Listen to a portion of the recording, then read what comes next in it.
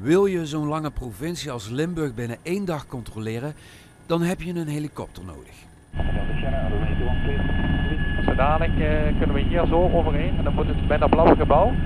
Dan moeten we wat foto's maken. Speuren naar illegale praktijken, bijvoorbeeld giflozingen in de Maas of andere milieudelicten.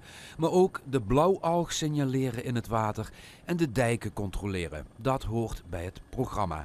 Eigenlijk kun je beter vragen waar ze niet op letten vandaag. En je ziet daaronder zijn de collega's van ons nou ter water ook met de actie bezig. En die gaan de haven in. Dus die gaan de haven controleren.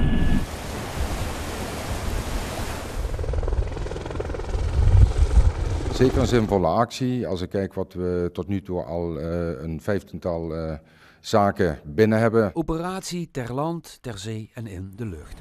Zo heet de actie niet, maar daar komt het wel op neer. Opsporingsambtenaren van de provincie, Rijkswaterstaat en de waterschappen zitten op de weg, de Maas of hangen in de lucht. Geen wonder dat ze wat ontdekken.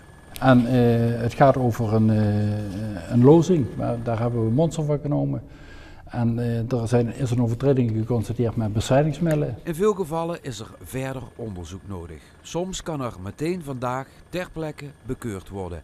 En ja, ook vanuit de lucht kun je op heterdaad betrapt worden.